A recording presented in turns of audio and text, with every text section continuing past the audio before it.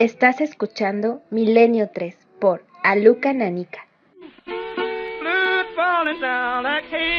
Desde luego que parece una voz antigua y completamente inocente. Robert Johnson, más conocido entre los amantes del blues como el artista que vendió su alma al diablo. Nació en 1911 en Mississippi y era bebedor y mujeriego. Vivió muy poco tiempo. Esta canción es la más célebre, la llamó Blues mío y del diablo. Y había frases significativas, por lo menos para la época. Decía: esta mañana temprano, cuando llamaste a mi puerta, yo dije: hola, Satán, creo que es hora de irse. Yo y el diablo caminábamos juntos, uno al lado del otro. Es una historia significativa porque los expertos hablan, queridos amigos, del primer músico que empezó a tontear con historias de pactos y de haber vendido su alma al maligno para asegurarse un éxito rápido. Evidentemente, en Norteamérica la Iglesia reaccionó y en vez de conseguir éxito consiguió todo lo contrario: polémica, fracaso.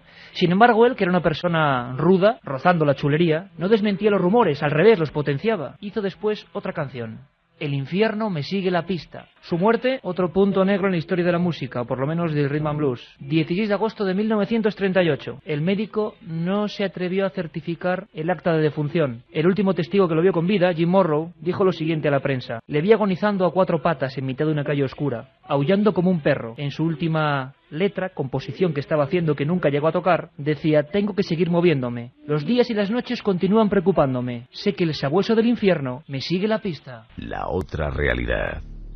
Fenómenos extraños. Milenio 3. En la SER.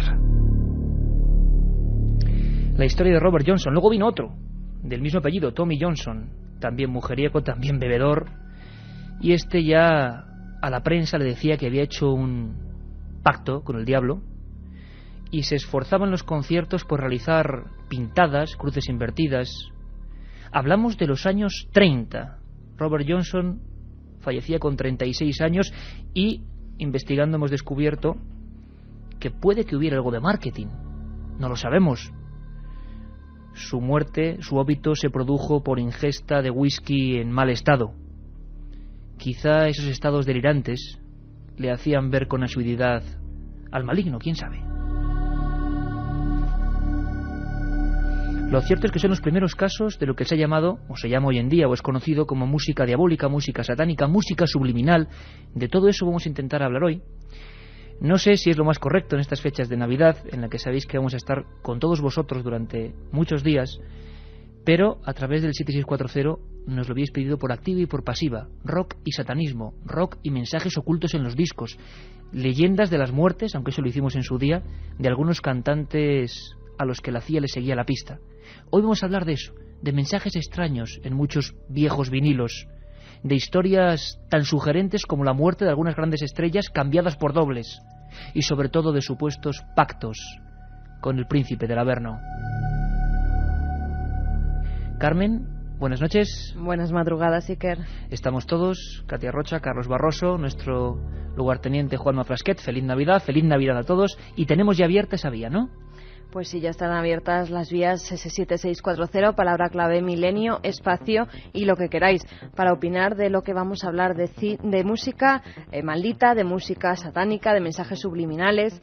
Si queréis contarnos, a ver si vosotros mismos habéis puesto esos discos al revés y en alguno de ellos habéis logrado captar un mensaje subliminal. Hoy vamos a pues escucharlos, enviárnoslo, ya sabéis, 7640, palabra clave milenio, espacio y lo que queráis. Y entre todos esos SMS vamos a sortear 3 ejemplares de un libro que está a punto de salir a la calle: Cine y música malditos, leyenda y verdad de un mundo oculto, de Antonio Luis Moyano, el archivo del misterio, de la editorial EDAF. Antonio Luis Moyano, que también va a estar con nosotros. Cine y música malditos, un libro que todavía yo creo que no ha llegado ni a los estantes de las librerías, pero que en deferencia a los oyentes de Milenio 3, 7640, palabra milenio, vuestra opinión, vuestra historia, ¿qué habéis oído? Vamos a hablar de cosas alucinantes. El doble de Paul McCartney. Se dijo que tuvo un doble. Va a estar aquí Santiago Camacho, va a estar aquí Joaquín Luqui. Van a estar psiquiatras que nos van a hablar de si algunas canciones pueden matar, porque ha habido casos de suicidios de personas que tras escuchar determinadas melodías que hoy vamos a escuchar, pues dicen que se han pegado un tiro imbuidos por alguna especie de energía, de magia, de mensaje encriptado que solo nuestro cerebro descifra, pero nosotros no somos capaces de ello, o por lo menos no somos conscientes de ello. Un mundo apasionante que se esconde hoy en los CDs, antes en los vinilos. Pero antes de presentar a nuestros invitados, permitidme que cambiemos de ámbito. Vamos a escuchar música de los antiguos indios, música autóctona que se hizo célebre hace unos años y que tiene mucho que ver con una historia francamente terrorífica que no conocíamos, que tiene que ver también con un personaje clave en la historia del rock and roll y que marcó su vida. Ha pasado con muchos otros. Hoy vamos a hurgar en el lado oculto de la música. Ocurrió en el verano de 1947. Entonces Jim Morrison no era ninguna estrella del rock. Era un niño. Tenía 4 años. Iba con su padre en la autovía de Santa Fe. Viajaba en una camioneta. En una curva se encontró con una cosa que es desgraciadamente común y normal, y más en estas fechas. Por favor, precaución en las carreteras. Era una camioneta volcada. Estaba en un lateral. Era por la mañana y no había nadie. El padre paró el automóvil. La imagen que vio Jim Morrison fue la de varios hombres muertos. Algunos tenían su cuerpo partido por la mitad, muchos con los ojos abiertos. Eran indios.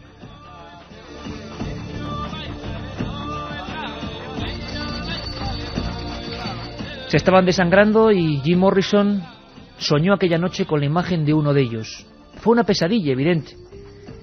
Pero el atormentado Jim, cuentan algunos de sus biógrafos, que hasta el último de sus días pensó que todavía estaban los espíritus de esos indios allí, flotando, acababan de matarse.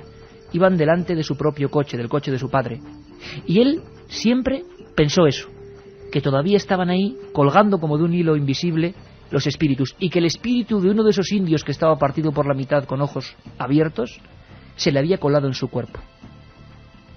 Muchos de sus amigos y biógrafos decían que en algunos conciertos, en algunos momentos, Jim Morrison creía ciegamente convertirse en la reencarnación de aquel espíritu. Se hacía llamar chamán eléctrico.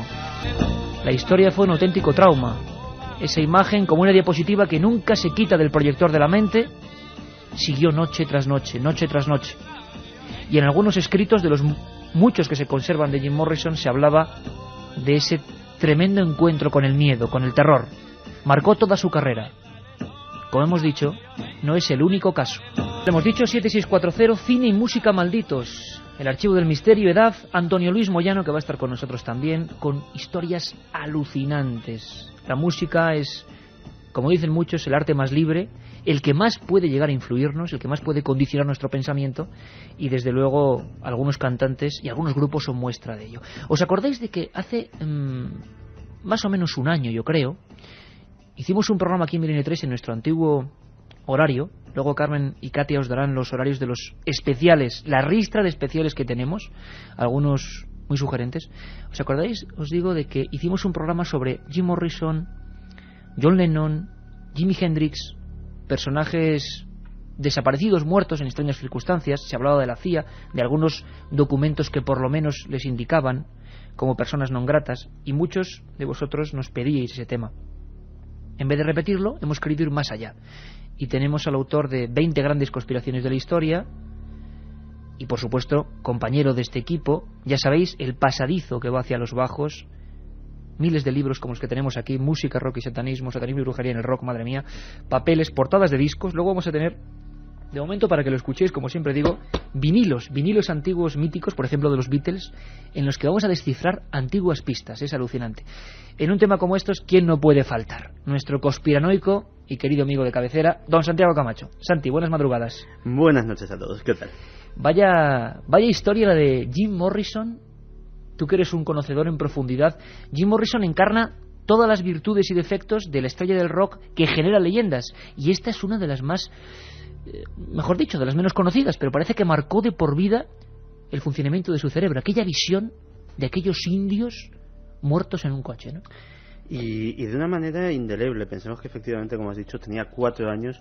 Su padre en aquella noche fatídica intentó enmendar el entuerto de alguna manera, intentando convencerle de que todo había sido una pesadilla, pero no. Intentó engañarle, pero Jim Morrison sabía que lo que había visto, lo que había retenido su retina de niño, pues era completamente real. Y eso efectivamente le persiguió. Probablemente fue lo que le hizo ahondar en diversas doctrinas espirituales, en el propio espiritismo, en el chamanismo, en el vudú, cosa de la que era bastante versado y que una prolongada estancia en los estados del sur pues le hizo conocer de primera mano en Luisiana, concretamente en la ciudad de Nueva Orleans, donde prácticamente es la segunda religión más practicada después del cristianismo. Y eso efectivamente lo transmitió en su música. De hecho, ahora mismo no recuerdo el título, pero esa escena de los indios yaciendo desangrándose en la carretera, la llega a reflejar en una de sus canciones. Y recuerdo una declaración que hizo a la prensa en su día, en la cual él explica su vivencia de la siguiente manera. Él sabía, o él luego comprendió, que a esa edad, a los 3-4 años, él decía que la mente de un niño es como una flor abierta, es algo sumamente receptivo, y que sentía que algunos de los espíritus que flotaban en aquella agonía colectiva, en aquel escenario dantesco, espíritus que curiosamente, con una curiosa sensibilidad, él calificaba como asustados, como desorientados, en ese terror de esa circunstancia inesperada, se había refugiado en su propio cuerpo y que ahí había estado acompañándole durante toda su vida. Todos nos preguntabais al 7640 por mensajes subliminales. Va a haber de eso y mucho. Y algunos que ponen los pelos de punta o que inquietan. Porque no me diréis que no es un poquito estremecedor escuchar grabaciones que parece que solo eran para algunos iniciados. En aquella época con los vinilos, imaginaos lo difícil que era. Hoy en definitiva con el ordenador y con los medios digitales podemos darle para atrás a una grabación, pero entonces se grabó y mucho en aquellas épocas muy concretas, años 60, pues para causar algún tipo de reacciones. A mí, os he dicho muchas veces, y creo que Carmen está conmigo, la película más terrorífica de todos los tiempos, ¿cuál es, Carmen? El Exorcista. Sin duda, ¿no? La que por muchas veces que la veas, por lo menos yo, a mí me sigue dando un miedo que luego por las noches no puedo ni dormir. Al margen de Katia Rocha, que no la ha visto, creo que es la única que no la ha visto de los cientos de miles de oyentes que están, se niega, y no me extraña, porque tiene algo que es denso, tiene algo que dice, es que me podía pasar a mí. Es la historia que tantas veces hemos contado. Bueno, pues hay una escena que nos va a introducir perfectamente en historias como las de esta noche. Agarraros fuerte, ¿eh? ¿Os acordáis de la escena? Tú, Santi, ¿te acuerdas cuando el atormentado, pasamos de un atormentado como Jim Morrison a un atormentado como el padre Carras? Claramente. Graba a la niña, ¿te acuerdas? Uh-huh. Esa niña, Linda Blair, Regan, que está convulsionándose en la cama, profería palabras que eran, bueno, difíciles de entender, en diferentes idiomas, no era nada conocido, y la escena que vamos a revivir en la radio ahora mismo es ese momento en que Carras graba. Era la primera vez quizá que el cine mostraba que había dos sentidos de entender las cosas mediante el magnetofón. Escuchamos.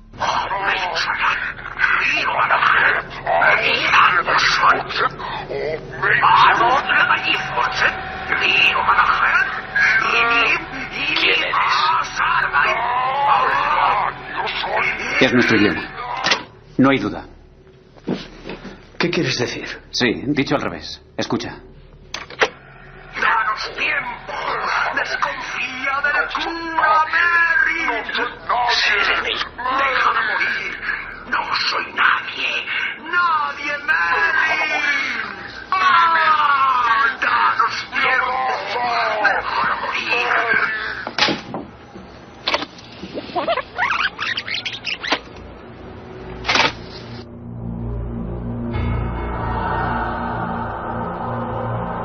Y el padre Carras, como es normal, paraba rápidamente la grabación. Le hemos preguntado a un psiquiatra, un expertísimo psiquiatra, y además que siempre está presto a colaborar con Milenio 3, como tanta gente de la auténtica ciencia, José Miguel Gaona, que ha estudiado lo subliminal.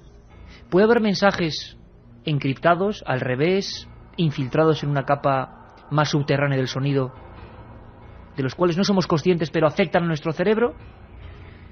Me dejó un poco helado Gaona cuando me contestó lo siguiente. Lo subliminal, desde luego que sí existe. Además, como concepto en psicología es un concepto vivo, activo. De hecho, en los años 60, por ejemplo, en Estados Unidos, tapado por la música, se ponía una serie de mensajes en unas frecuencias prácticamente inaudibles, en el cual se transmitía a las personas mensajes, por un lado a veces de tipo comercial y en otras ocasiones tipo gran hermano, por así decirlo, en el sentido de le estamos vigilando, no se le ocurra a usted de coger absolutamente nada, etcétera, etcétera. Fue una práctica además que pocos años después se prohibió, pero sí que se puede imbuir, es decir, funciona. Si la pregunta es si existe y si funciona, la respuesta a ambas preguntas es sí. La otra realidad. Milenio 3. En la SER. Hay personajes francamente malignos y que tuvieron que ver mucho con la música. Carmen, rápidamente, en una de esas biografías del Servicio de Documentación, ¿quién es Charles Manson? Charles Manson nació en Cincinnati, Ohio, Estados Unidos, el 12 de noviembre de 1934. Era hijo de Kathleen Maddox, una joven prostituta, y su padre era desconocido. Debido a las continuas estancias de su madre en la cárcel, Charles se traslada a vivir con su tía, una fanática religiosa. Con 13 años logra independizarse tras reunir dinero de diversos atracos. Un año más tarde es detenido por primera vez y comienzan sus fugas de diferentes centros penitenciarios y posteriores detenciones. Con 19 años se casa con Jane Willis, una enfermera de 17 años, de la que se divorcia para contraer matrimonio con Candy Leona Stevens, una prostituta con la que tiene su segundo hijo. Nuevamente en la cárcel comienza a interesarse por el esoterismo. Ingresa en la Iglesia de la Cienciología. El 21 de marzo de 1967 sale de la prisión y se dirige a San Francisco. Allí, en el barrio de Haight-Ashbury, nació La Familia, un grupo de jóvenes devotos de Manson que vivían en el rancho Barker. Manson estaba convencido de que el Armagedón había llegado. El juicio final comenzaba. La población negra aniquilaría a la raza blanca, pero un grupo de elegidos se salvaría para reinstaurar el nuevo orden. El viernes 8 de agosto de 1969, Manson ordenó la ejecución de todas las personas que se encontraban en el 10.050 de Cielo Drive, la vivienda por aquel entonces de Roman Polanski, director de La Semilla del Diablo. Un grupo de sus seguidores, siguiendo ciegamente la orden de Manson, se encaminan hacia Cielo Drive y asesinan a los 5 invitados que se encontraban en la mansión y a Sharon Tate, esposa de Polanski y entonces embarazada de 8 meses.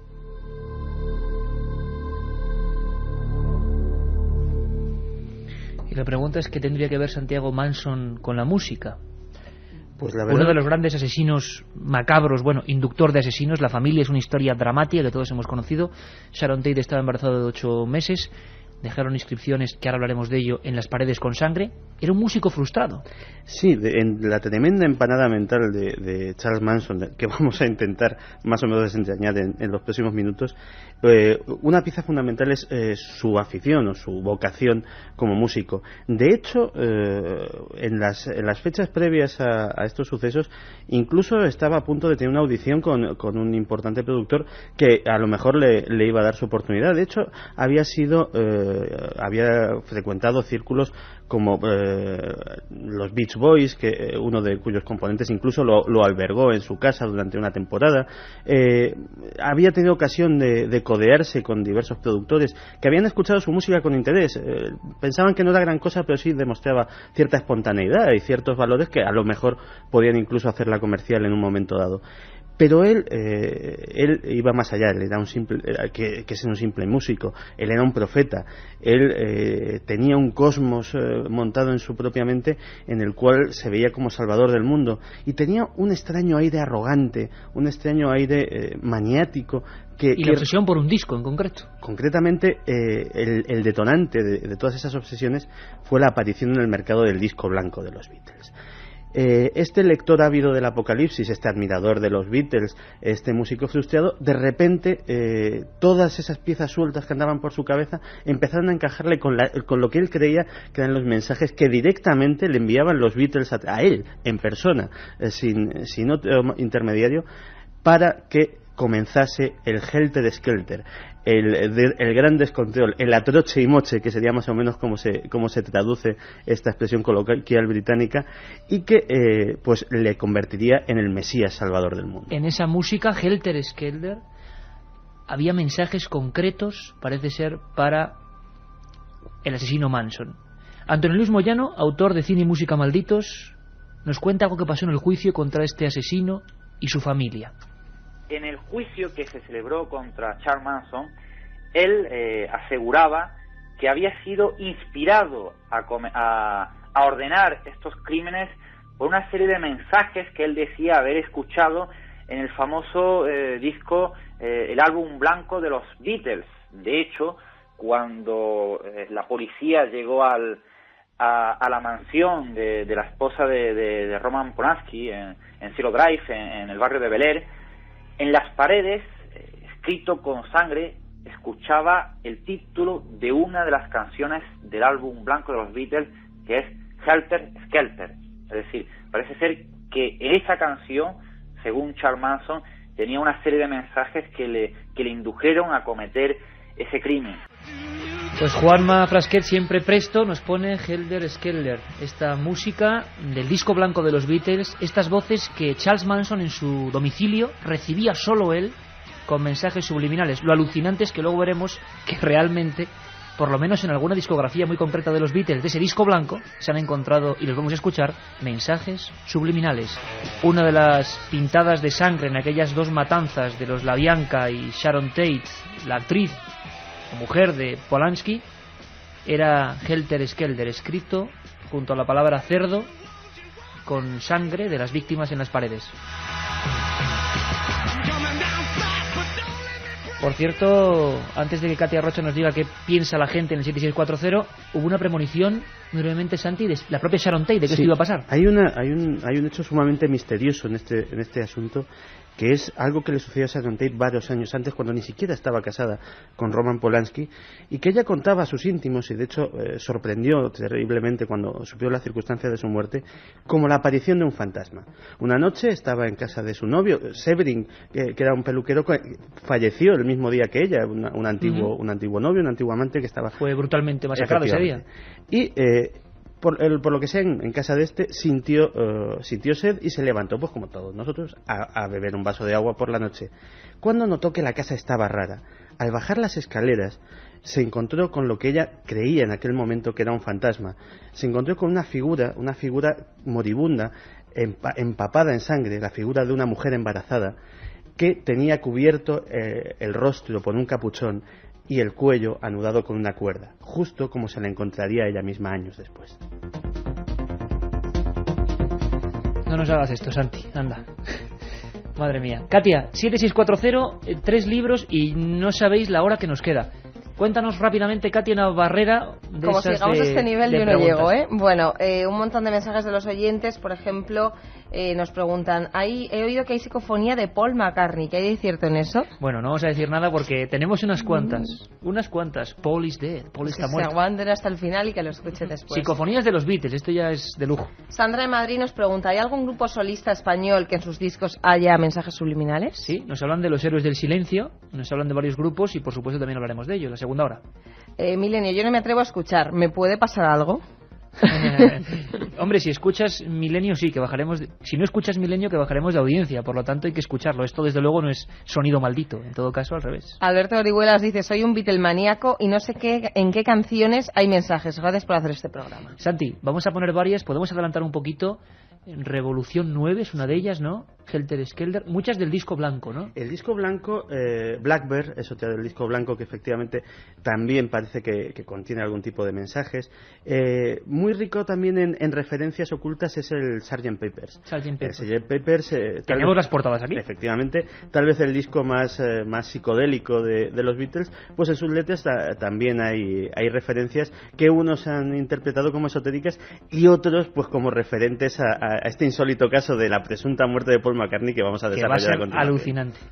Oyentes que defienden al heavy, dicen que a ellos les parece que no tiene ningún tipo de mensaje subliminal y que esto es una chorrada y una mentira. Bueno, también tiene que haber opiniones por para supuesto todo. Que sí, que luego no digan que se lo decimos lo bueno. Un oyente muy enterado, Matilde Asensi, en su último libro, que se llama El origen perdido, editado por Plaza y Janés, dice en su último libro, habla de una tribu de América Central que la que pueden matar con los sonidos y algo de ello fue real. Ajá, hablaremos de ello. Borja de Madrid también nos dice que tengo un vinilo de Kurt Cobain que escuchado al revés dice exactamente la fecha en que le asesinaron. Alucinante. Bueno, vemos que estáis muy enterados como siempre. 7640, los 3 libros de cine y música malditos.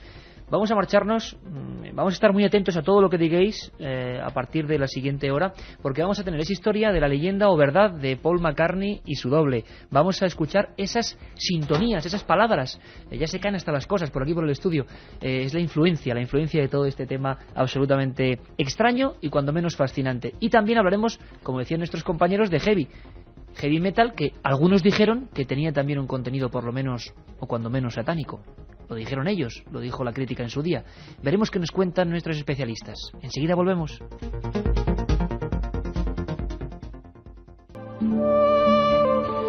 Un poco de música de la buena, de la música bendecida, de la música de buenas vibraciones. Mike Oldfield.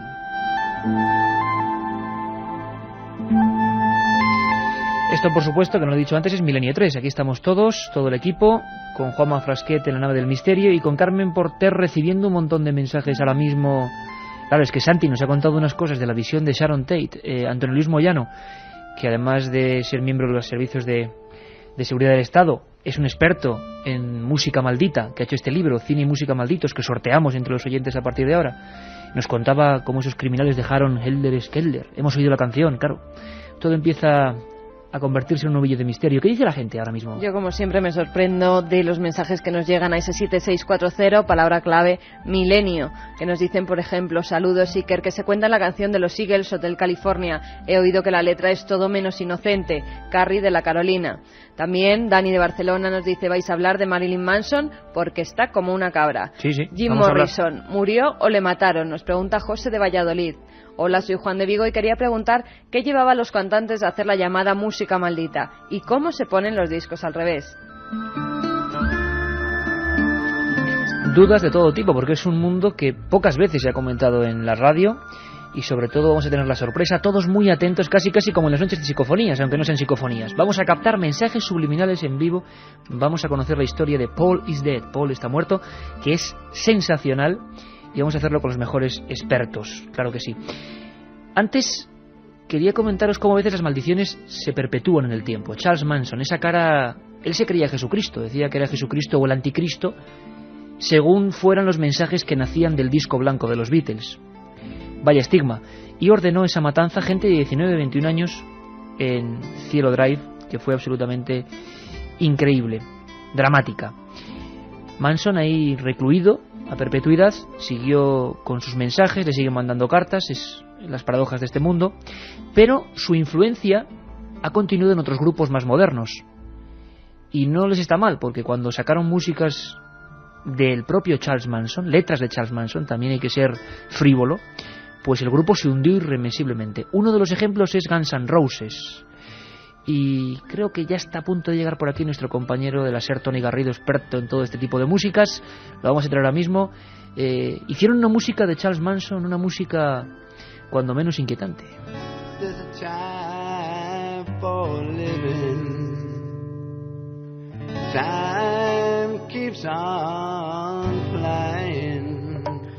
Bueno, y esta música y esta letra que parece tan inocente, pues la inspiración ni más ni menos que un ser, por lo menos considerado maligno, por parte de gran parte de la sociedad norteamericana, Charles Manson, hemos hablado de él, pero recibimos rápidamente como una exhalación a nuestro compañero Tony Garrido. Tony, buenas noches. Buenas noches, Iker. Tú que eres un experto en todo tipo de músicas, estos son los Guns N' Roses, ¿no? Estos son los famosos en su momento y siguen siendo, yo creo que bastante conocidos, Guns N' Roses, tipos que en su día eran números uno en todo el mundo, en Estados Unidos, en España, en Inglaterra, en todas partes. Y probablemente este fue el comienzo de su fin. Con esta canción tan bonita y tan melódica que escuchamos de fondo, fue el comienzo del fin de una de las grandes bandas. La historia es muy sencilla. Esta es una canción compuesta en la cárcel por Charles Manson. Todo el mundo sabe quién es Charles Manson. Y que ellos deciden incluir en uno de sus últimos discos, concretamente The Spaghetti Incident, un disco de comienzos de los 90. Ya venían un poco tocados, ya la crítica no era tan positiva como antes, ya no tenían tanto éxito, pero este fue el disco que acabó de hundirles en la miseria. Como broma, o no sé si trataban de provocar o trataban de... no sé muy bien qué trataban de hacer, pero incluyeron un corte escondido. Esta canción está escondida en el disco tiene 12 temas. Tú ves el disco, la carátula atrás, vienen 12 temas. Este no está, no se reconoce que está ahí dentro, pero si dejas terminar el disco, después de este tema 12 aparece este que se llama Mad About the Girl, o Loco por la chica. Es una canción muy bonita, lo cierto, es una canción de amor muy bonita. Esto les costó la broma de retirar casi 2 millones de ejemplares o más en Estados Unidos, y aquí, claro, aparece el disco, la gente lo lleva a su casa, alguien reconoce que esta canción es de Charles Manson y a partir de ahí la crítica, el público se les echa encima. En primer lugar, por cómo los Guns N' Roses pueden incluir una canción de un tipo como Charles Manson en un disco. A partir de ahí, ya sabes, en Estados Unidos todo tipo de asociaciones, todo tipo de, pues no sé, de madres contra el abuso, la asociación cívica por los derechos, todas las asociaciones se echan encima de los Guns N' Roses.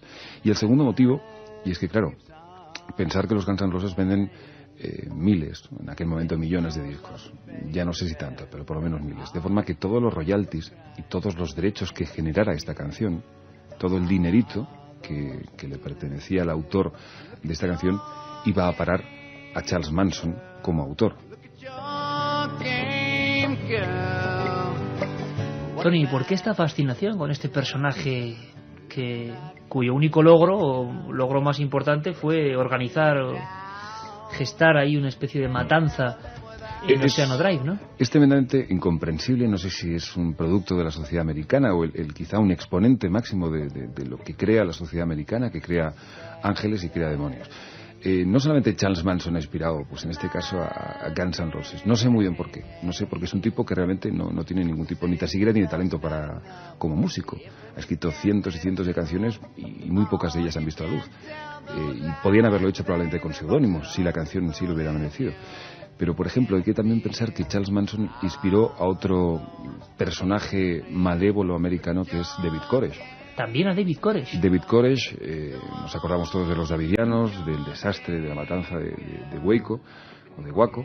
Pues David Koresh cantaba delante de todos sus fieles canciones de Charles Manson porque seguía a su ídolo y era su inspirador, y su ídolo, no sé si tanto en la filosofía, pero sí un poco una idea, un estilo de vida, porque recordemos que Charles Manson, con todo aquello de la familia, trataba de buscar un mundo, entre comillas, mejor y más feliz, y bueno, el mundo que él creía.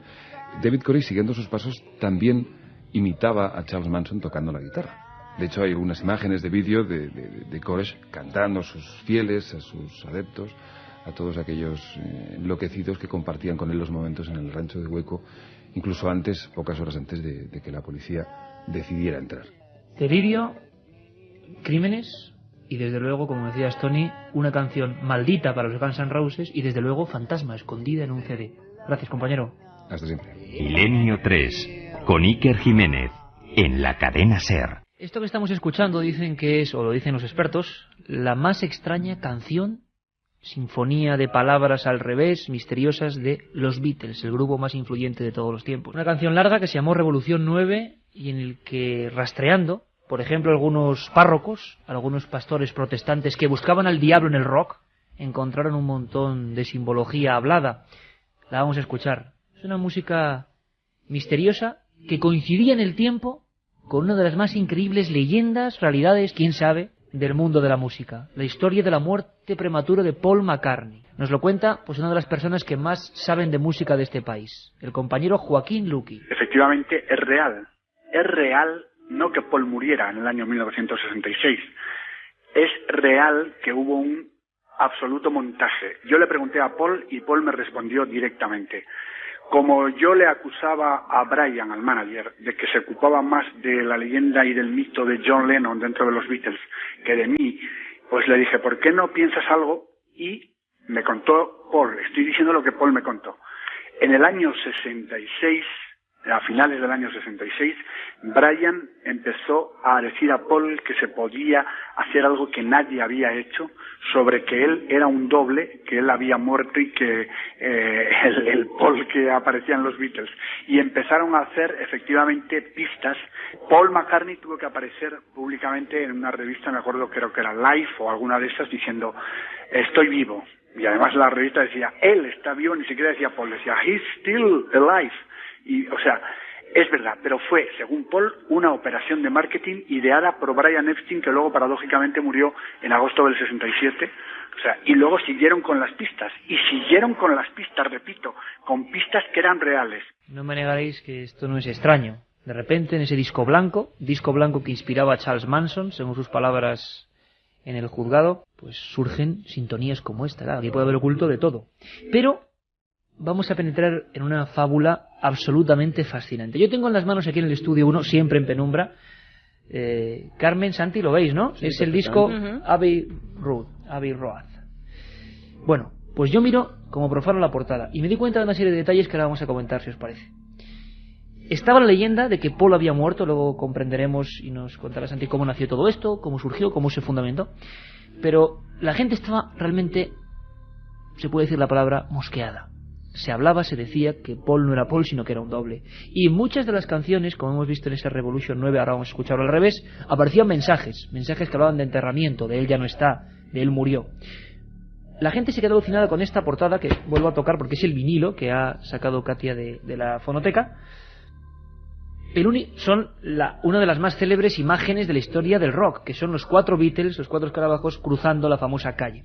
Bien, todos van vestidos, el único que lleva los ojos cerrados es Paul. Va descalzo. Para muchos era una simbología que tenía que ver con la muerte. Lo más inquietante es que lleva el paso cambiado al resto del grupo, e incluso se hiló tan fino que en la fotografía aparece un Volkswagen con una matrícula que pone 28 IF, unas letras 28 IF, 28 sí. Curiosamente coincidían los datos según algunos expertos y decían que claro, que Paul, de no haber muerto en el año 66, como decía la leyenda, tendría en ese momento, cruzando la calle, 28 años.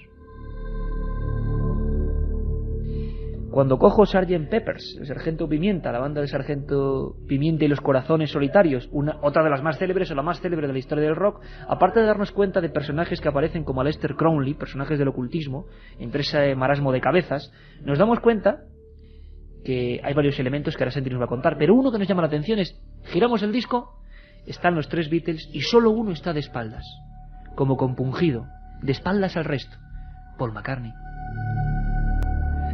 Pistas que, bueno, hicieron correr chorros de tinta, ¿no, Santiago? ¿Cómo surge todo esto? Pues la verdad es que ha sido difícil trazarle el origen. De hecho, lo que nos acaba de dar Joaquín Luqui es una revelación en primicia, porque los Beatles públicamente, si esto se lo dijo Paul McCartney en privado, pues realmente es una revelación importante, públicamente siempre han admitido, o sea, siempre han alegado que ellos no tenían absolutamente nada que ver con este asunto.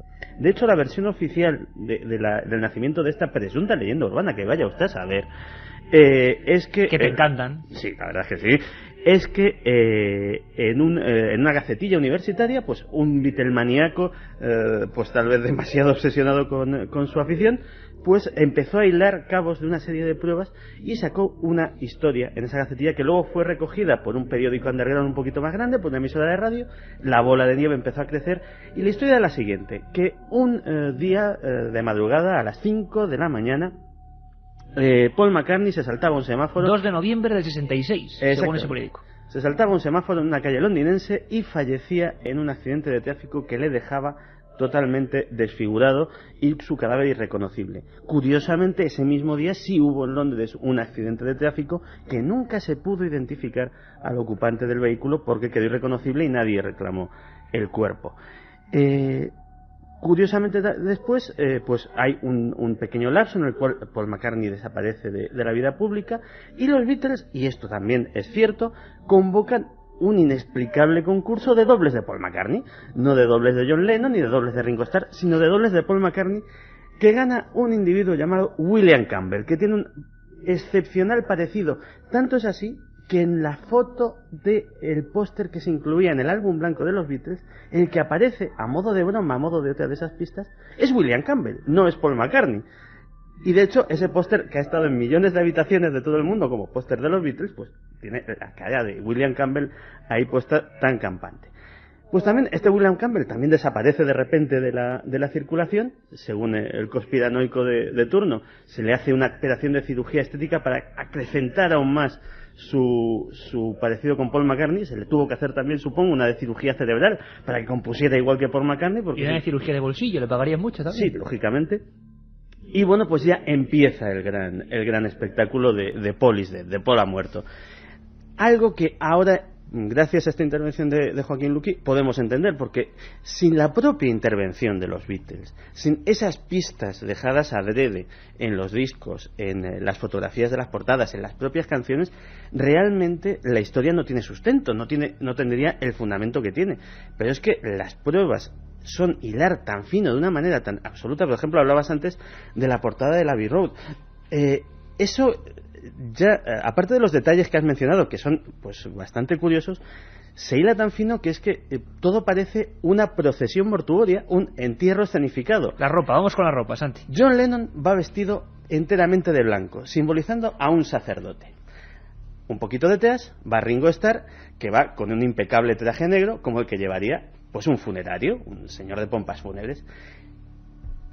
Detrás va nuestro Paul McCartney, pues de muerto, descalzo, con los ojos cerrados, como debe ser. Y finalmente George Harrison, de traje vaquero, completamente en tejano, sin formal, como iría un sepulturero. Y esto se publicó y llegó a hacer que Life en su portada dijera: él está vivo. Comunicados de la AP en todos los periódicos hablando de la incluso familia de Paul McCartney completamente indignada. Y claro, aquí había una especie de sustento, de juego, digamos, gráfico. Es increíble esto, por ejemplo, de que solo le aparezca en esa época, repito, en la que la habladuría popular era que estaba muerto, que había un doble. Pero llegamos a un momento clave, lo recordábamos con ese corte del Exorcista, que son las voces. Si os parece, Carmen, Santi, vamos a escuchar algunas de las voces que el equipo ha estado rastreando por diferentes lugares y que son realmente, bueno, no es como una psicofonía, porque son voces muy rápidas, habrá que adecuar también el oído. Preparaos todos, esto solo puede pasar en Milenio 3, aquí en la cadena SER. Juanma, estaremos atentos porque habrá que repetir algunas de las voces. Hay una que aparece, Turn Me On, Dead Man, es decir, ponme en marcha, ¿no?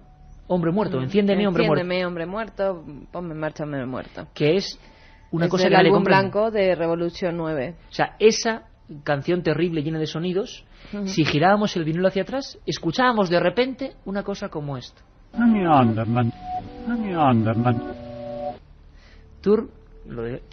Dead Man. Repetimos. Aquí se empezó a fraguar la leyenda, es decir, esa es la voz de John Lennon, además. La voz de John Lennon para más Inri. Correcto. Y efectivamente, de hecho, ellos fueron probablemente los primeros que empezaron a introducir mensajes al revés en los vinilos. Y esta grabación tiene un origen curioso. George Martin, que era el ingeniero de producción, y John Lennon, en concreto, fueron, parece ser, los creadores de esta idea. Cogieron un montón de cintas con diferentes contenidos que habían grabado ellos, de otras cosas, y las hicieron trocitos. Esos trocitos los metieron en una urna y luego los fueron sacando aleatoriamente. Los que quedaban al derecho los pusieron al derecho, los que quedaban al revés y los fueron empalmando hasta componer pues esta extraña canción, este extraño corte que dura bastantes minutos y que pues es de sonidos aleatorios.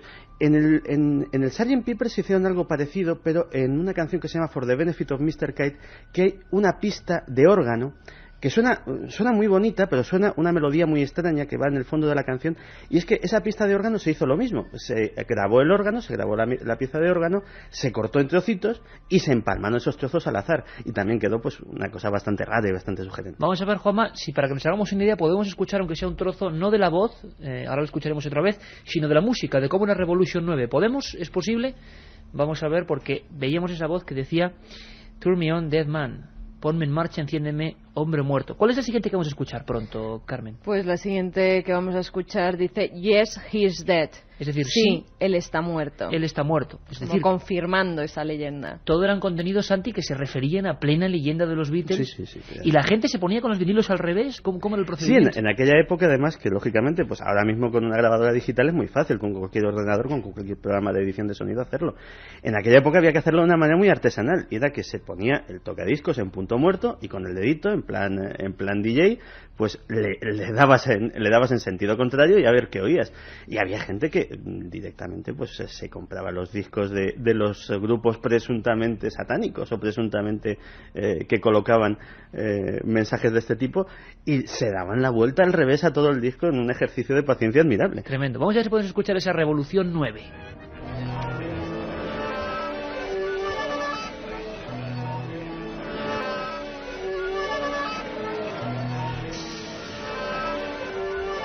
Escuchamos risas de fondo, palabras.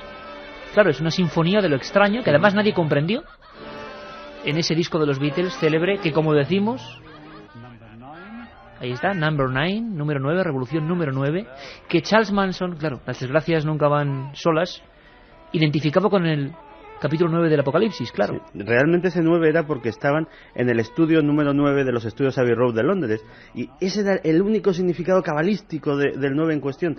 Pero para un loco, claro. En esta canción es que directamente, no solamente esto, es que ya oía voces que nada tienen que ver con lo que hemos sacado aquí, sino que le hablaban a él y que le ordenaban pues hacer todas las tropelías que más tarde cometió. Extraña pieza de los Beatles, desde luego. Vamos con la siguiente voz. Si podemos, luego escucharemos toda rápido. Yes, he's dead.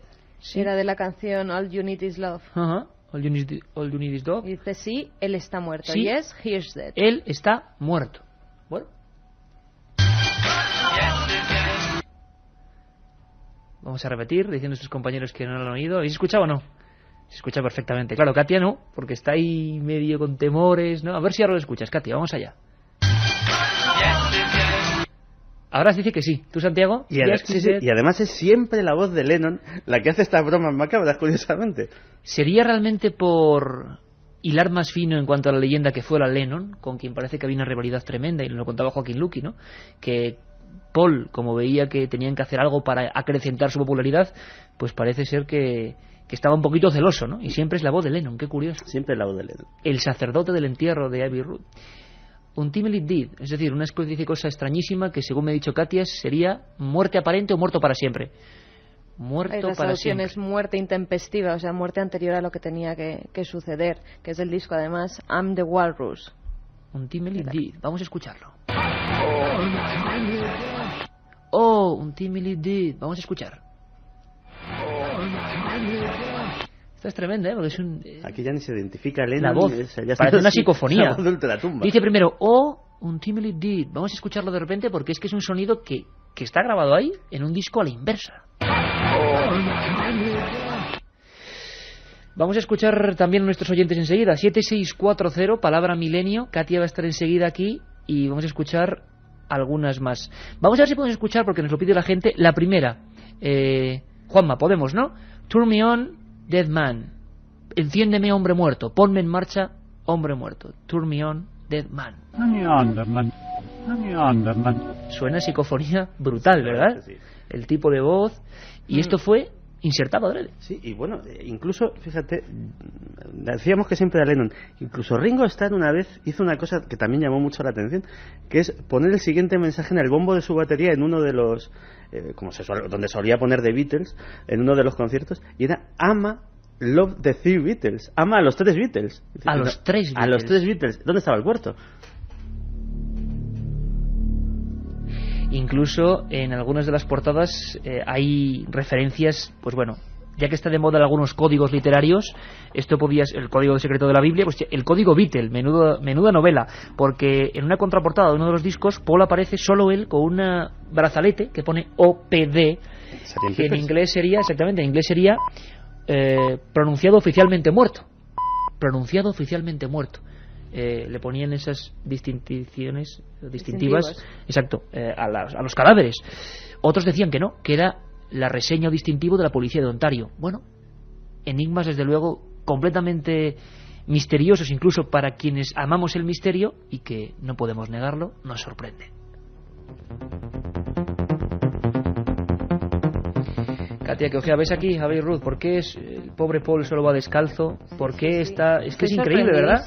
Son más cosas... que tengo estos discos en casa de mi padre y jamás en la vida... Estos son reliquias de la fonoteca aquí de la SER, ¿eh? En vinilo estos ya... Sí, y para buscarlos no vea lo que me ha costado encontrarlos. Vamos a ver, 7640, recuerda, Katia, que sorteamos un premio para todos los amigos, ¿no? Sí, Cine y Música Malditos, escrito por Antonio Luis Moyano, está editado por EDAF dentro de la colección El Archivo del Misterio, y bueno, todavía no está en las librerías, así que es una primicia tenerlo. Vamos a ver qué nos cuentan nuestros amigos, que estoy seguro que se están quedando tan sorprendidos como nosotros. Juanjo y Raquel nos preguntan que si nos hemos atrevido a escuchar el disco de la película El Exorcista. Sí, yo lo tengo. Sí. No es tan... Se puede referir a la banda sonora real de la película, que es muy agobiante, casi parece esa Revolución 9 que nos ponía Juanma Frasquet.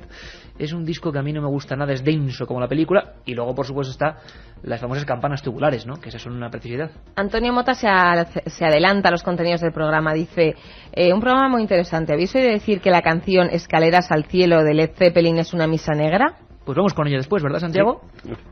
Bueno, pues otro oyente nos dice, para poner un disco al revés, el plato se desmonta, la cápsula, y se instalan mirando hacia arriba, y se le quita el contrapeso con un cenicero. Llamadme y os lo explico. Bueno, pues los oyentes que nos ayudan a desvelar cómo dar un... De lujo, como siempre, la audiencia. Con un disco al revés. Hay dos oyentes, Nieves de Dos Hermanas y David de Castellón, que los dos se preguntan, porque son fans de Héroes del Silencio, que en qué disco y qué canción es la que tiene mensajes subliminales. Senda 90 era, ¿no? Lo que me estaba Senda viendo. 91, un disco en directo, la última canción. Bueno, la verdad que tenemos que reconocer que no lo hemos podido comprobar porque no estaba el disco completo en la fonoteca de la cadena SER, así que lo escuchen ellos en su casa y nosotros solamente hemos dado una pista de lo que... Otra canción oculta, como hacían Guns N' Roses. Ponían unos números de cortes, la pero había otra. La canción, al parecer, y nos lo dice un oyente, Roberto de Valladolid, se llama Look Up Your Game Girl. Ajá. Bueno, nos preguntan también si hay relación entre los grupos de heavy y las sectas satánicas. Bueno, relación directa. Y que no se mosqueen nuestros amigos los heavies, a los que mandamos un saludo muy fuerte, porque además es música maravillosa, pero sí es cierto que es lo de siempre. Aquí somos un grupo de periodistas, no lo decimos nosotros porque queremos decirlo nosotros. A lo largo de las críticas musicales, de los libros que se han escrito, que son muchos, se hablan de algunos grupos heavies adoradores del satanismo. Mira, yo tengo ahora mismo un librito imposible de encontrar, uno de esos incunables, de René Laván, uno de los que luchaba y buscaba mensajes, música, rock y satanismo, y sale una especie de cantante, solista, guitarrista heavy, y lo que pasa es que tiene patas de chivo, ¿no? Bueno, pues estas cosas se pusieron muy de moda, y es decir, inquietaban a mucha gente, y ha habido grupos que se han identificado, y ahora hablaremos de algunos de ellos. Miguel de Vigo nos da algo más de información sobre grupos españoles, en este caso Danza Invisible. Dice que... ¿Danza Invisible? Sí, si das atrás al vinilo de la canción Sabor de Amor, se escucha No hay drogas. Bueno, no es un mensaje satánico, pero bueno, mensajes ¿Otro ocultos. mensaje? ¿Podéis hablar sobre las extrañas muertes de cantantes como el de Nirvana o el de INXS, que dicen que fueron para entrar en el grupo de famosos que mueren jóvenes? Bueno, con Santi hicimos aquel programa célebre, Morrison, Hendrix, sí, claro, nos pedís temas que hemos tocado ya, pero volveremos sobre ello. Mira, esta de una de mis canciones favoritas que me ha llamado mucho la atención, Carrie de la Carolina, dice, se cuenta que en la canción de los Eagles, Hotel California, dice que la letra es una cita para un aquelarre. Sí, hay mucha teoría sobre eso. No sé si nos va a dar tiempo a comentarlo hoy, pero se habló mucho, ¿verdad? Y por último, un tema un poco más de, actualidad, hace un año. ¿El ASRG de verdad tenía un mensaje oculto? Se dijo, ¿verdad? En todo el mundo. Sí, se dijo, incluso hubo gente que lo quiso llevar a juicio en Sudamérica, Venezuela. Sí. A ser hereje, exactamente. Decían que... Pero claro, decían que el famoso pero era no se ha podido comprobar nada y los juicios y todo quedaron en agua de borrajas. No, comprobar nada. O sea, es decir, era la propia iglesia ultraortodoxa que muchas veces ha convertido a latinoamericana, algunos párrocos en buscadores del demonio en las pistas de los discos, ¿no? Que también es otro oficio realmente curioso. Hablaremos de todo eso. Katia, ¿tenemos programas especiales? Sí, tenemos programas especiales. O sea, mañana y pasado aquí. Lo que no tenemos es vacaciones. Mañana tendremos programa de 10 a 11 de la noche. El tema será misterios bíblicos. Ajá. El domingo de 10 a 11 de la noche repetiremos, pero en esta ocasión el tema será curiosidades de la Navidad. Va a ser muy maravilloso. Interesante, sí. Hemos aprendido un montón de cosas, yo por lo menos. Y luego el miércoles 31, para despedir el año, pues haremos programa especial de 3 a 4 de la tarde, un programa resumen con lo mejor del año, muy bien seleccionado además, y de 10 a 11 de la noche que se repetirá. Y en Reyes, sorpresa. Y en Reyes una gran sorpresa, noche que menuda la que estamos preparando. No, noche de Reyes no, día 6, ¿no? Día 6 del día después de Reyes, a ver qué me regaláis. Venga. Te regalemos igual una música de estas, dada la vuelta. Seguimos porque nos están pidiendo. ¿Hay alguna gente, Carmen, en el 7640 que da algún significado, oye diferente que nosotros o opina algo al respecto? Pues no, hay muchas opiniones, pero vamos, casi todos entienden, no es como las psicofonías que se oyen cosas diferentes. Escuchan lo que decíamos nosotros, no entienden otras cosas diferentes. Santiago. Sí, antes de cerrar el tema de las falsas muertes... Nos quedan dos, de psicofonías. Sí, pues hay una muerte muy curiosa, una historia muy curiosa que es referente a Elvis Presley. Porque aparte de su presunta supervivencia, si fingió su muerte, si no fingió su muerte, hay una historia mucho más antigua, una historia que nos habla de que el verdadero Elvis Presley murió en un accidente de tráfico mientras hacía el servicio militar en los años 60 en Alemania. O sea, la conspiranoia elevada al cuadrado, sí. ¿No? La CIA, por lo visto, consiguió localizar a un hermano gemelo suyo que había sido vendido por sus padres, muy pobres, a unos petroleros tejanos, un auténtico culebrón, y que lo habían enseñado, le habían puesto pues una academia de Operación Triunfo particular, lo habían enseñado a cantar y y que eso explicaba el extraño cambio de actitud de Elvis después de la mili, como ya no hace rock and roll sino que hace baladas, como ya no es el rebelde indomable sino que es una persona mucho más conservadora, incluso directamente de derecha según algunos, como cambia como de la noche al día esa persona después de pasar, y es que no es la misma persona, y ya incluso explica su extraña desaparición, porque ya este Elvis II, harto de suplantar a alguien que no era, decide por favor a esos agentes de la CIA que le pusieron ese puesto, que le releven de su cargo, que le finjan una muerte ficticia y que ahora pues se dedica a vagar por los Estados Unidos disfrutando de su libertad. Elvis, un personaje evidentemente en Estados Unidos tan paradigmático como Paul McCartney. ¿Sería la misma época más o menos lo de Elvis o incluso podría ser anterior, no? No, realmente, por ahí andaría. Sí, lo que pasa es que las leyendas sobre Elvis empiezan a surgir realmente a raíz de su muerte. A raíz de su muerte empiezan los avistamientos de Elvis, que en algunos tabloides estadounidenses son casi más frecuentes que los de ovnis, y bueno, a raíz de ahí, pues una serie de leyendas curiosísimas que por ejemplo están algunas de ellas recogidas en el único museo de Elvis que hay pues en su ciudad natal en Tupelo, donde hay cosas tan curiosas como la patata que nació con la cara de Elvis, o sea, cosas que solo suceden en América. Solo en América. Habrá que hacer un programa solamente de Elvis, y nos contaba Joaquín Luqui cómo Elvis, para él, bueno, había muchos enigmas, ¿no? Pero ahora, si me permitís, vamos con las dos últimas grabaciones inversas de los Beatles que son alucinantes, también del disco blanco, ¿no, Carmen? Efectivamente, y dicen Bury My Body, o sea, entierra mi cuerpo. Entierra mi cuerpo. Claro, enciéndeme hombre muerto, si él está muerto, atemporalmente muerto o muerto para siempre, y luego entierra mi cuerpo. Todo esto en el momento, vuelvo a coger los vinilos, en que había una serie de juego extraño que desde luego encandilaba a la gente seguidora de los Beatles, bueno, con el famoso William Campbell, ¿no? Sí. El doble... ¿Quién sabe si fue con el que habló Joaquín Luqui? También es verdad, ¿no? Igual se lo explico. ¿Quién sabe? Desde luego es absolutamente sugestivo y, por supuesto, lo repito, aquí dejamos los datos, cada uno que piense lo que quiera, pero desde luego es interesantísimo. Vamos con esas canciones también del disco blanco, ¿no? Entierra mi cuerpo, Buried My Body. Vamos a ver si lo escuchamos en esta primera versión, porque es que encima hubo el mismo mensaje en diferentes ocasiones.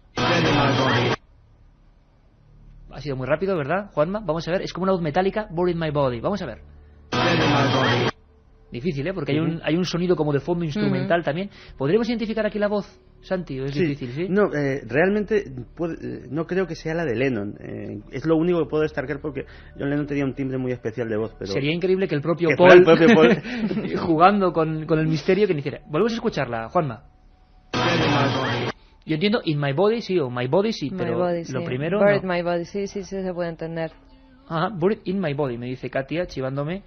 Vamos a ver, de nuevo, Buried My Body, segunda versión, parece más clara, vamos a ver. Aquí se oye bastante mejor, yo creo. Vamos a escucharlo de nuevo, Buried in My Body. Bueno, desde luego es una voz que surge por ahí, de repente, repentinamente, y si hacemos una especie de repaso para que veamos un poco, solamente en ese año se concentró toda la leyenda, la portada de Live con el amigo Paul McCartney diciendo estoy vivo. Vamos a intentar, ¿podemos ponerlas una detrás de otra, Juanma? Vamos allá. La primera era Turn Me On, Dead Man, enciéndeme, hombre muerto. ¿Verdad que les escucha todo mucho más claro? Vamos... ¿Ya ha puesto Yes, He's Dead? Sí, vamos a escuchar de nuevo. Parece que, claro, ha enloquecido el ordenador, como es lógico, cuando uno mete demasiadas cosas como mensajes subliminales, psicofonías, ese tipo de cosas. Los técnicos ya están acostumbrados a ese tipo de poltergeist sonoros. Vamos con Yes, He's Dead. Ahí estaba. Repito, al revés, esto no sonaba si poníamos el disco en nuestra vieja, en el viejo giradiscos. Untimely Dead, atemporalmente muerto. Oh, Untimely Dead, madre mía. Y las dos últimas, que si quieres, Juanma, las ponemos seguidas, Buried My Body. Bueno, pues ahí estaba. Realmente, bueno, curiosísimo, ¿no?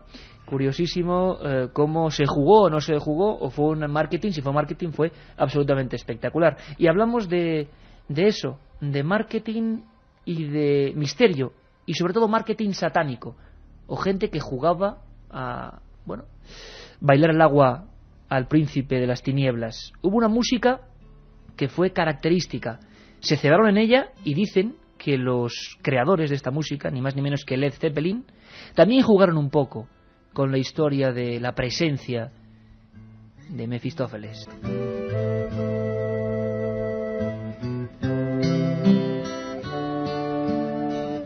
Estos son los primeros acordes, Santi, de Escalera al Cielo, ¿no? Sí, Stairway to Heaven. Pues posiblemente la canción más representativa de Led Zeppelin y de pues la figura más importante de este grupo, de Jimmy Page, un hombre que, aunque en los últimos años ha intentado de alguna manera escurrir el bulto y negar su relación con el mundo oculto y su relación con la magia negra, los hechos de su juventud, hechos incontestables, pues nos hablan de todo lo contrario, de una fascinación sobre todo por la figura de Aleister Crowley, del gran mago negro de primeros del siglo XX, y que bueno, esa fascinación pues ha tenido ciertos tintes trágicos que han marcado la historia del grupo y que se dejan ver en su discografía y en su obra.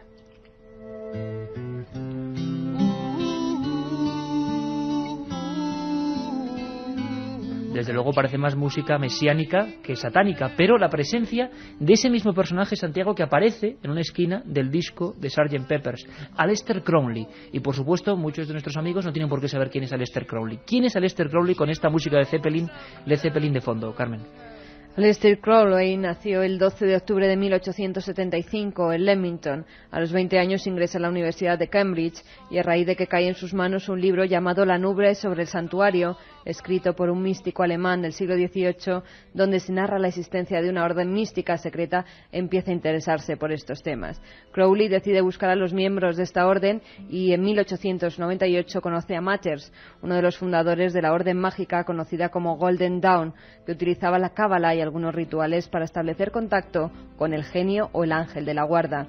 Durante un viaje a Egipto con su esposa Rosie Kelly, esta cae en un trance después de invocar al dios Tot y piensa que los maestros secretos estaban intentando contactar con él, cosa que reafirma después de que su esposa le condujera a ver la llamada Estela de la Revelación, numerada con el número 666 en el Museo Gulag. Continuó realizando rituales donde se le revela que había nacido una nueva era, la de Eón de Horus, y él era el profeta. Dedicó toda su vida a establecer la ley de Telema. Murió el 1 de diciembre de 1947 a los 72 años. Una presencia inquietante, personajes como Anton LaVey, el Papa Negro, el Papa Satánico, él se definía así, o Aleister Crowley, este mago de principios de siglo, aparecen presentes en la discografía de muchos grupos, casi como una obsesión. Incluso en la casa de uno de ellos hubo tragedias que tuvieron que ver con el grupo que canta esto, Led Zeppelin. Hablando de eso y preguntándole por eso directamente a Joaquín Luqui, Diablo y música rock, sobre todo música dura, rock duro, nos contestaba lo siguiente. Bueno, el diablo, yo que soy creyente y creo totalmente en Dios, pues como se ha dicho, si existe el bien, existe el mal. Si existe Dios, existe el diablo, que era un ángel, que fue un ángel maldito, que fue un ángel desposeído de su capacidad de estar en el cielo.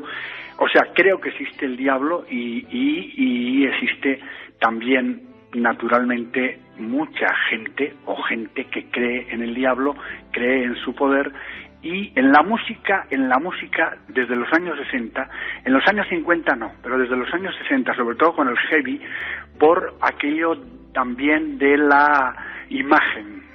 La mayoría de las veces, después de haber hablado con gente desde Kiss, porque se ponían las mascaritas, después de haber hablado con Robert Plant y Jimmy Page de Led Zeppelin, después de haber hablado con el señorito Osborne de Black Sabbath, después de haber hablado con Alice Cooper, que hablé y les pregunté por esto, la verdad es que ellos, digo lo que me contestaron, ellos me dijeron que era una operación de marketing. Es un hecho que el satanismo ha atraído a muchísima gente, por supuesto, también de la música. Pero eso que tú dices de que hay algunos músicos y no músicos que están interesados, ya no por marketing, por eso, por la figura de Satán, etcétera, eso sí que es real. Pues según parece, este grupo Led Zeppelin, en octubre del 76, alquilaban una casa muy especial que tiene que ver con Aleister Crowley, que nos va a contar ahora Santiago lo que ocurrió allí.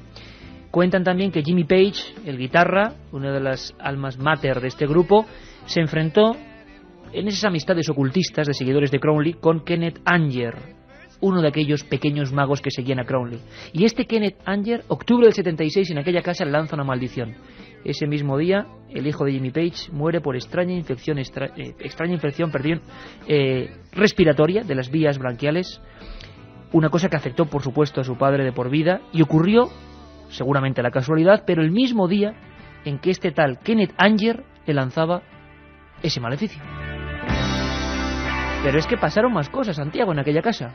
Sí, porque realmente, pues efectivamente, si Jimmy Page le dijo a Joaquín Luqui que esto había sido una operación de marketing, no estaba siendo del todo sincero.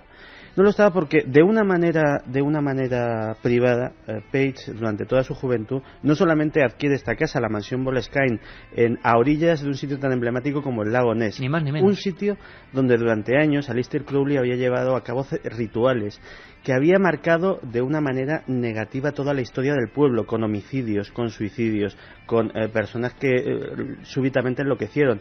El propio Crowley fue atacado por uno de sus jardineros de una manera inexplicable. El carnicero del pueblo se mutiló él mismo su propio cuello mientras estaba en la tienda sin que hubiera ningún tipo de provocación por medio. Esa casa tan especial fue adquirida por una tremenda suma de dinero. Pero no solamente eso, libros, ropas, objetos rituales, todo lo que, por caro que fuese, que hubiese en la subasta sobre Crowley, Jimmy Page lo adquiría. Una obsesión. Sí, y de hecho la maldición de la casa fue atacando a todos los que vivían en ella. No solo muere el hijo de Jimmy Page, sino que hay varios casos psiquiátricos de invitados a la casa que acaban pues internados en una clínica de reposo durante determinado tiempo. Y algunos muertos, ¿no? Sí. Bien conocidos. De hecho, hay dos casos muy curiosos. Uno de ellos es el de una pareja que acabaron, de alguna manera extraña, obsesionados con la idea de que ellos mismos eran Jimmy Page y su mujer, en un extraño intercambio de identidad que solo sucedía en esa casa. Pero quizá el otro hecho dramático fue que en una de las bañeras de la mansión Boleskine, su amigo de la infancia, de la primera juventud y batería del grupo, John Bonham, perdió la vida en una muerte inexplicable que muchos achacan a un ataque al corazón, otros a una sobredosis, pero que nunca se acabó de explicar.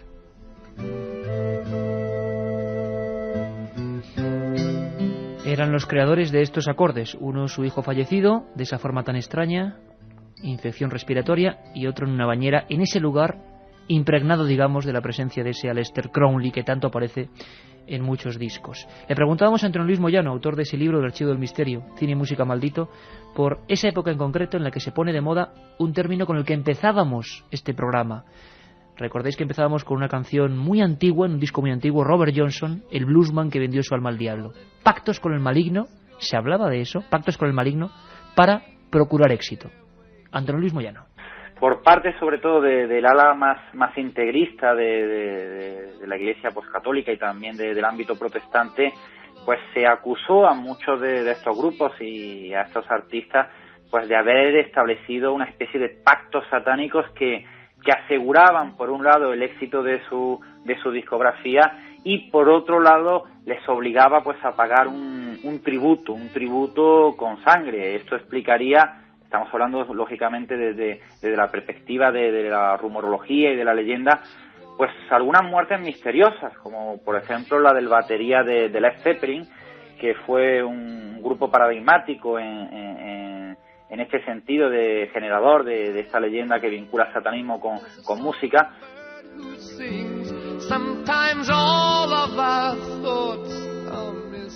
La otra realidad. Fenómenos extraños. Milenio 3.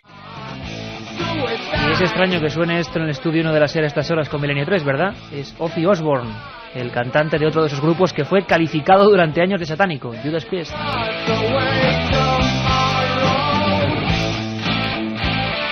Es de Santiago y me corrige, claro que sí, me he confundido yo. Es Black Sabbath, ¿no, Santiago? O sea, todavía más satánico, Black Sabbath.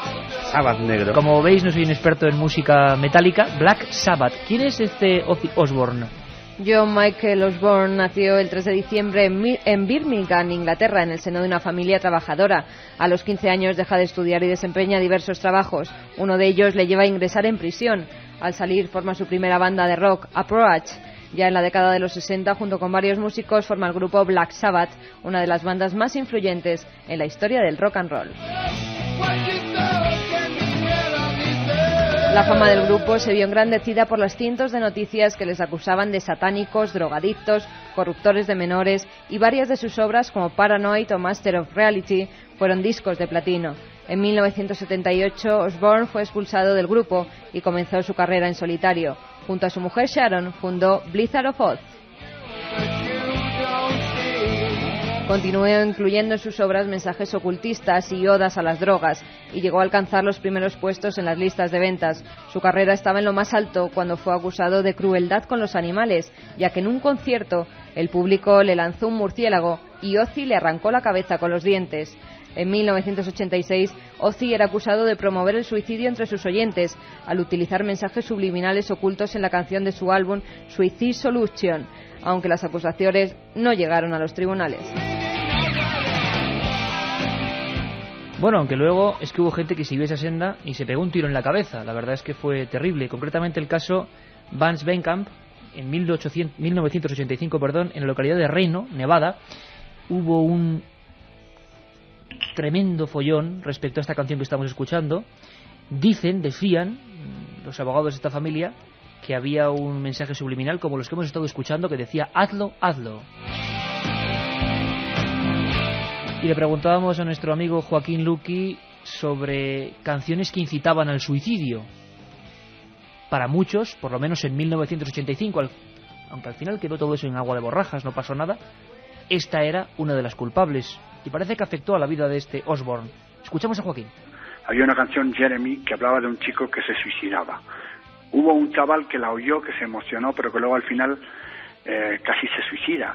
Luego se demostró que no, es decir, hubo un juicio y los artistas, los abogados de los artistas demostraron, y yo estoy de acuerdo, legalmente que el hecho de haber hecho esas canciones no eran directamente una instigación al suicidio de los que lo escuchaban.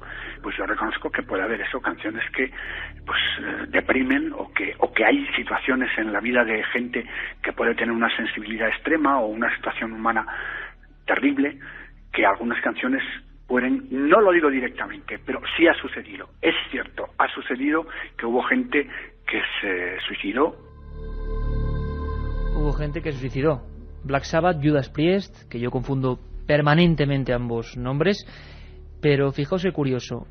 Indagando, Santiago, hemos observado, y tú tienes alguna noticia de ese tipo, por nuevos grupos, por ejemplo en la órbita de lo narcosatánico que se dice en México, y no me extraña que haya canciones malignas, porque hay canciones que solo el sonido que interfieren es digno de rechazo, por lo menos sombrío. Esto se llama Matando Güeros, de brujería. Se puso muy de moda en la órbita latinoamericana y les acusaban, bueno, de matar animales en público, de hacer rituales emulando las misas negras delante de la gente. Escuchad un momento. Quiero putas, santeros y codos. La misa necesita sangre podrida. El poder que tengo la grande también. Bueno, yo creo que con una mera muestra ya vale de lo que se está haciendo ahora mismo, pero es que encima en los países nórdicos, aparte de Marilyn Manson, del que también hablaremos, pues ha habido también otros tremendos revuelos por nacimientos de grupos que llevan esto a rajatabla, ¿no, Santiago? Sí, esto es lo más curioso de todo este fenómeno. Efectivamente, pues ha habido personajes como Ozzy Osbourne, que ahora está en la MTV, pues haciendo un reality show de su propia vida familiar. Se ha reciclado. Sí, ha dejado a la familia Monster pequeñita, con lo que se puede ver allí. Y realmente, pues, que ha sido toda la vida pues un vendedor nato y una persona que ha utilizado todas estas cosas para su propio marketing personal. Pero, curiosamente, todo esto que en muchos aspectos pues ha sido, pues eso, una mera operación de promoción de marketing, pues ha ido cogiendo entidad propia. Y efectivamente, diferentes tendencias del black metal, del death metal, de la música heavy, digámoslo así, más radical, concretamente en los países nórdicos, en Suecia, en Dinamarca, en Noruega, pues están realmente integradas por personas que son satanistas convencidos, pero no convencidos desde un punto de vista teórico, sino convencidos hasta el punto de la quema de iglesias, del asesinato de sacerdotes, y de hecho ahora mismo en prisión cumple sentencia un individuo llamado Varg Vikernes, que en su momento, aparte de liderar una de estas bandas, pues fue sorprendido por los servicios secretos suecos planeando ni más ni menos acabar con la vida del primer ministro del país.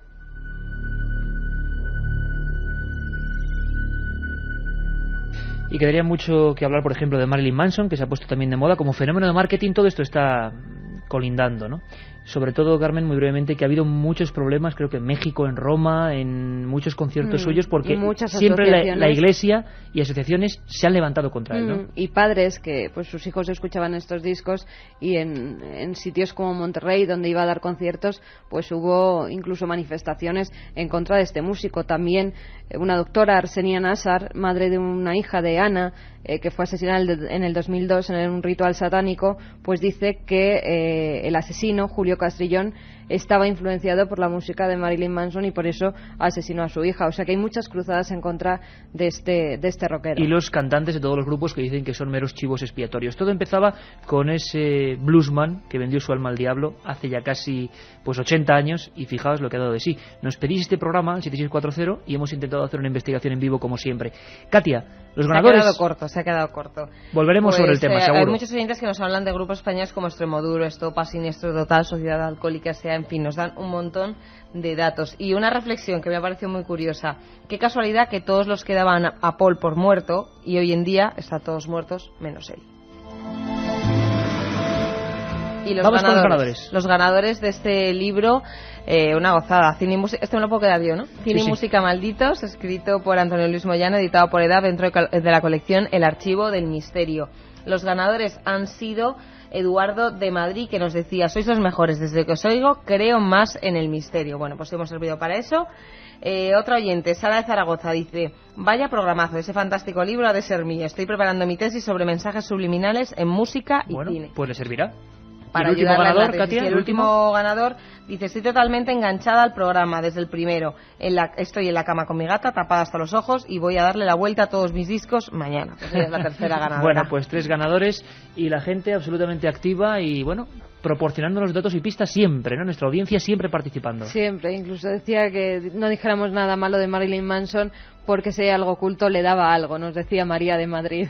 Claro, pues gente mira. que... Yo creo que también una gran parte de marketing, Santiago, como hemos visto, y desde luego marketing absolutamente genial, que puede ser el de crear la historia de un doble, que desde luego imagino que ha hecho comprar a muchísima gente los discos, aunque solo sea por ver esas pistas, ¿no? Santiago, como siempre, que un placer, que seguiremos andando en las conspiraciones y que esperamos dentro de nada tu trabajo Top Secret, en el Archivo del Misterio. Pues aquí estaremos para presentarlo. Y después de un programa tan denso, con tanta música extraña, que no criticamos a nadie, simplemente, bueno, ponemos ahí los datos y los mensajes que hemos disfrutado escuchando las otras voces de los Beatles. Bueno, pues después de todo eso, qué mejor que despedirse con un ratito de Hans Zimmer, Millennium, que esta música es absolutamente positiva, porque este programa es misterio y es positivo.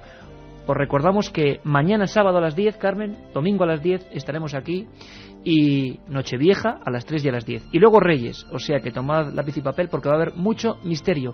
Gracias a todos, feliz Navidad.